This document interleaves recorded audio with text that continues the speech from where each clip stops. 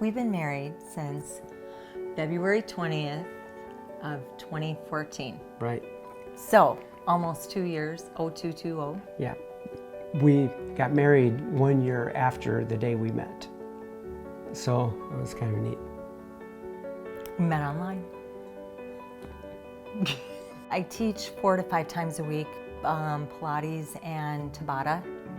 And then I train with a group of women my age, 50-ish, 3 times a week. We had done a few 5Ks with the kids. Yeah, we exercise like normal and we're active, and so nothing that stands out anyway that was a warning sign, at least at that time. We do a lot of weekend travel, just the 2 of us, and we happen to be home. I had a birthday dinner with some friends of mine Friday night. We slept in a little later. I got up and I looked at the clock and it's almost 10 o'clock. And I opened the blinds and I turned around and just felt very nauseous and lightheaded and didn't know if I was going to be sick, but I turned around and said, I'm not feeling well. And eventually we kind of laid back on the bed because that's what was comfortable for her, and I kind of checked her pulse and her breathing, and we were joking around about life insurance. And she had sort of calmed down and didn't seem to be as in pain as she was, and then it came again and she sat up. At that point I called 911. I didn't know she was feeling nauseous. I didn't know anything other than her hand in her chest that I don't feel well, because she was breathing fine and her pulse was fine and all of that. Well, but I didn't really have chest pain right away. And then when we talked, and I think you went to get the water, when you came back I had severe chest pain. And then I was numb from my lips to my toes. I said, I can't move. And he said, yet I was moving, You were moving all over the whole bed. She was trying to control my hand, open my hands up. And all of this took a few minutes, so it was, thankfully you were home, because during the week he's not, except for one night a week. And I don't know if I would have had time to get up, make a phone call, open the door, have the Vivint turned off. I just don't know that I would have been able to, being by myself, would have been able to do that. I don't think you could have, because what it turns out, she was hyperventilating, and that's what was causing her hands to cramp. And you couldn't do anything with your hands. Well, then I felt like maybe I overreacted. Maybe what was going on really wasn't that bad. I always thought, I'd have this left side pain with left arm pain, and you'd pass out. And none of that didn't happen at all. It was in the dead center of my chest. When people say it feels like an elephant sitting there, that's exactly what it feels like. It was severe enough that I recognized it was something a little more serious. I was able to walk. I got in the back of the ambulance and they started an IV and gave me nitro under the tongue and 4 baby aspirin. And just talked to me and, made sure that everything was okay. And I was like, oh, I don't need to go to the hospital anymore. I feel better. I can walk, I can move, I'm not numb anymore. And they said, oh no, we need to take you in.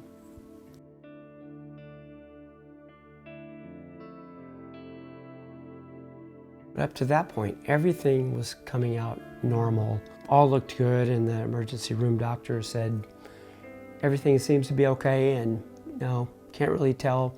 We'll probably let you go. We're just waiting for the blood work to come back, and we'll see what that says, but more than likely you'll get to go home. Then the doctor peeked his head in the door and said, well, looks like you've suffered a heart attack. It's like the air just went out of the room for Sheila. She was, of course, very upset, in disbelief that she had had a heart attack. At 48. Yeah. Healthy.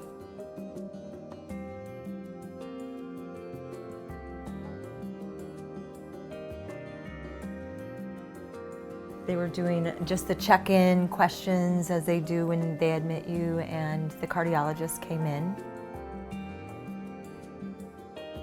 Is your father still alive? No. What age did he die? 50.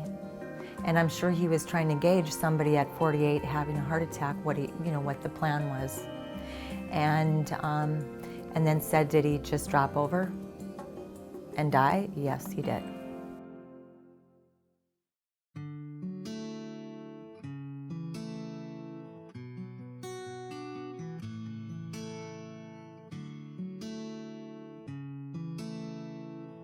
The genetic portion of it is where we focus on, and we can look into and say, you know, you're going to need a little bit something extra. You need something based on your risk factors, and what is your 10-year risk factor of you coming in and having a stroke in 10 years or having heart disease in 10 years. What do we do about that?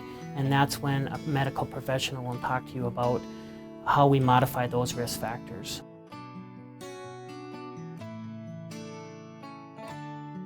So heart attack symptoms are different in women because, well, we don't really know why, but a lot of times women come in and they present with nausea, chest pain that's not so into the left arm, not the commonplace for a man having a heart attack.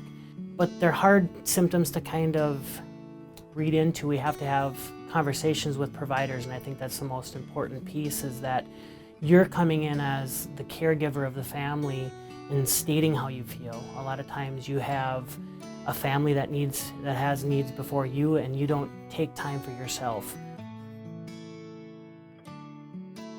When we would go for walks, like the first half mile or first mile, she would struggle.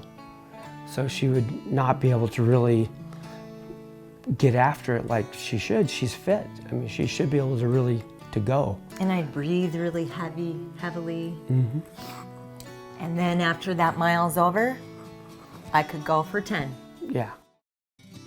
When you come in to see a provider, we really take those little symptoms and go in a different direction with that. You may think it's nothing, but that's a very important piece to us as a healthcare professional.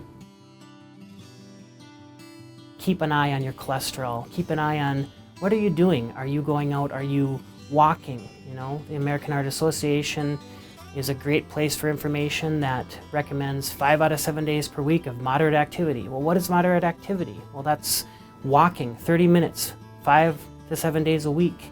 You know, getting a good exercise, huffing and puffing a little bit, not smoking, watching your cholesterol, eating low-fat, low-cholesterol diet. Well, what is that, and where do you get that information at? Sometimes that's hard for people to find. So keeping that conversation open. She told me the day that she got out, I feel this call to share this message. Just our closest friends and family members knew. But that wasn't enough for me. I posted on Facebook, and I posted a long story about how my life changed on August 1st. Yeah. And just that I wanted to do something, whether it was help fundraise or just for education and awareness of heart disease in women, or in anyone. You need to go and enjoy life and, you know, do the normal things and not be home depressed, wondering when the next one's going to happen, you know, because I feel I'm good for another 50 years. No. I have been running at cardiac rehab, and Liz and I did the fastest 5K we've ever done, and it's just like I have never been able to run a 5K, the entire thing, you know? And so today, jokingly, I said, well, so I think I'm gonna train for a marathon, maybe a half. And he said, okay, go ahead. That's what he said. So that's good. Good news. I mean, I do feel the difference now, big time. Anyways, I'm very grateful and thankful to be here. I had a birthday in September, so that was good to have another birthday. So